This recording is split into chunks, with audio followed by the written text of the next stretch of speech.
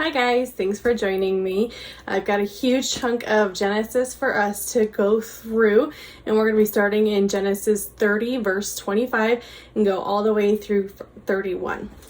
So in chapter 29, we read how Laban had tricked Jacob into taking both of his daughters to be Jacob's wives, and how he said that he had to work 7 years for each of them for a total of 14 years of servitude. And it's at the end of these 14 years that verse 25 picks up. So I'm going to read that, and I'm reading the NLT version or New Living Translation. Go ahead and follow along in whatever version you have. So soon after Rachel had given birth to Joseph, Jacob said to Laban, "Please release me so I can go home to my own country. Let me take my wives and children, for I have earned them by serving you, and let me be on my way. You certainly know how hard I have worked for you." "Please listen to me," Laban replied. "I have become wealthy, for the Lord has blessed me because of you. Tell me how much I owe you. Whatever it is, I'll pay it." Jacob replied, "You know how hard I've worked for you, and how your flocks and herds have grown under my care. You had little indeed before I came, but your wealth has increased enormously. The Lord has blessed you through everything I've done.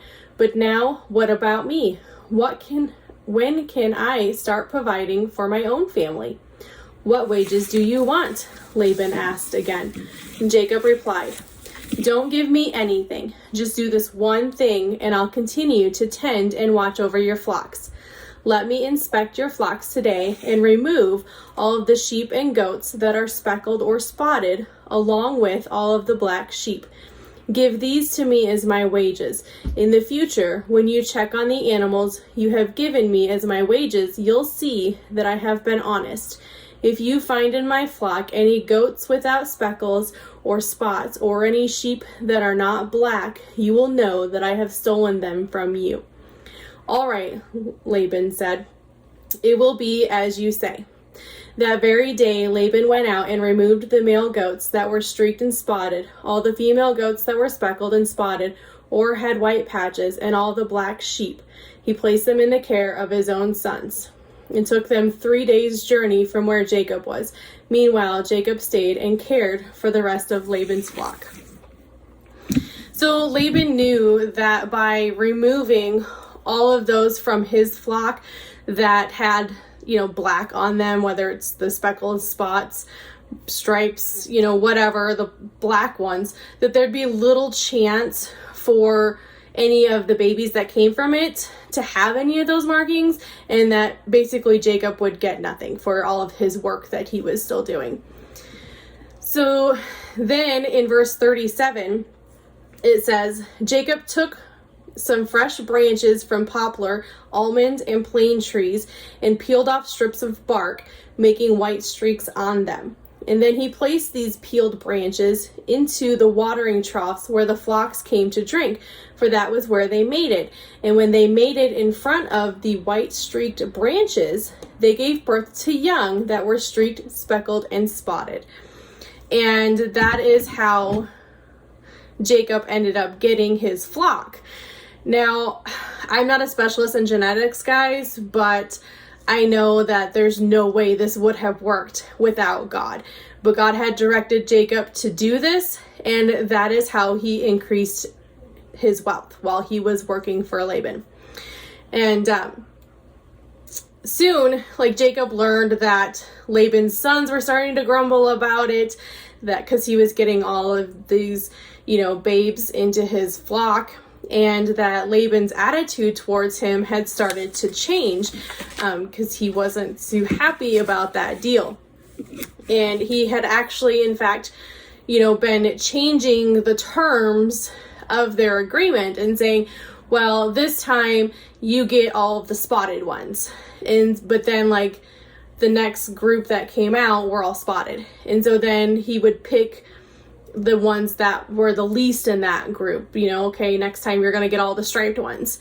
And so every time it came to breeding season, which was about twice a year, he kept changing this agreement on him, trying to give him the least amount possible that he could out of this. And so once Jacob discovered that they were starting to grumble against him and that the attitudes were changing against him, he called Leah and Rachel to him and talked to them and said, look, you know how hard I've worked for your father and what your father has done, trying to cheat me out of the agreement. And God says it's time to go. Like, this is enough. We're told to get out of here. And so listen how they respond to this in verse 14. I'm sorry, chapter 31, verse 14. Rachel and Leah responded, "That's fine with us. We won't inherit any of our father's wealth anyway. He has reduced our rights to those of foreign women. And after he sold us, he wasted the money you paid him for us. All the wealth God has given you from our father legally belongs to us and our children. So go ahead and do whatever God has told you." So they know that their father isn't going to give them anything, and they're like, yeah, it's fine, let's just go ahead and take off. And so they pack up and leave. But Rachel takes like the idols of her dad's house with her, and some say that it was like to prevent him from divining from them which direction they had taken off, or some believe that maybe it was for the value of the materials that they were made out of, thinking that maybe Rachel said, this is what he owes me as part of my inheritance. But there's no real answer as to why she takes these idols. But now Laban was like a 3 days journey away from them, shearing his own sheep when they had taken off. And so when he finally hears about it, he gathers a bunch of relatives and pursues them. And then so here's the conversation of what happened when he finally caught up to them in verse 26. It says, "What do you mean by stealing away like this?" Laban demanded. "How dare you drag my daughters away like prisoners of war? Why did you slip away secretly? Why did you steal away? And why didn't you say you wanted to leave? I would have given you a farewell feast with singing and music, accompanied by tambourines and harps. Why didn't you let me kiss my daughters and grandchildren and tell them goodbye? You have acted very foolishly. I could destroy you. But the God of your father appeared to me last night and warned me, leave Jacob alone. I can understand your feeling that you must go and your intense longing for your father's home, but why have you stolen my gods?" So Laban's mad.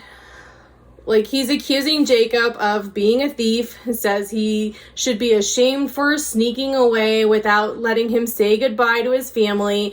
And now keep in mind that this is the family he didn't seem to care about enough to give them their inheritance or anything. But that's what he's using, as his excuse for going after him and these missing gods. And so then Jacob says to him, "I rushed away because I was afraid. I thought you would take your daughters from me by force. But as for your gods, see if you can find them and let the person who has taken them die. And if you find anything else that belongs to you, identify it before all these relatives of ours, and I will give it back." But Jacob didn't know that Rachel had stolen the household idols. And so Laban goes and searches the tents of Jacob first, and then Leah, and then the other two servant wives that he had, and of Rachel's last, but he doesn't find anything. So when he comes back to Jacob empty-handed, Jacob says to him in verse 36 here, "What's my crime?" he demanded. "What have I done wrong to make you chase after me as though I were a criminal? You have rummaged through everything I own. Now show me what you found that belongs to you. Set it out here in front of us before our relatives for all to see. Let them judge between us. For 20 years I have been caring for your flock. In all that time, your sheep and your goats never miscarried. In all those years, I never used a single ram of yours for food. If any were attacked and killed by wild animals, I never showed you the carcass and asked you to reduce the count of your flock. No, I took the loss myself. You made me pay for every stolen animal, whether it was taken in broad daylight or in the dark of night. I worked for you through the scorching heat of day and through cold and sleepless nights. Yes, for 20 years I slaved in your house. I worked for 14 years earning your 2 daughters and then 6 more years for your flock. And you changed my wages 10 times. So here, like when he's angry, he's bringing up the fact, that you changed our agreement and I still worked with you. In fact, if the God of my father had not been on my side, the God of Abraham and the fearsome God of Isaac, you would have sent me away empty-handed. But God has seen your abuse and my hard work. That is why he appeared to you last night and rebuked you. So he's angry, and he should be. I mean, Laban took advantage of him for 20 years. And if it had not been for God, Jacob would have nothing for those 20 years. So Laban offers him a truce right here in verse 44. And then Jacob agrees to it. And he says, okay, they made a rock pile. All the relatives went and gathered large rocks and made it out of like a table and had a great feast. And agreed never to like cross that boundary in order to harm each other. And so I just want to take a moment here to go over the fact that Jacob agrees to this truce like right away. He didn't argue about it. He didn't like tell Laban, go fly a kite with your truce. I'm like angry. I don't want to be done with it. But he actually did want to be done with it. Jacob, like even though he had the right to be angry of the treatment he had received, he let it go and he just wanted to move on. And that is a huge testament to his character. Like the whole time dealing with Laban, when he was in his household was stressful. And I just want us to take a moment and think about and ask yourself, how would you have responded in that situation? How are you responding to the stress that you're in right now?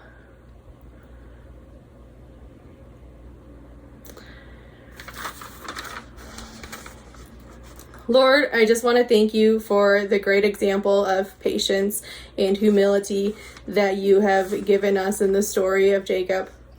And to show us that, we have the ability and choice to be done and move on with these kinds of situations when we're given the chance, that we don't have to hang on to the stress and be bitter or angry about it, and help us to recognize that chance when it comes. In Jesus' name, amen. So thanks again for joining me and with this. And I just hope that you have a great rest of your day.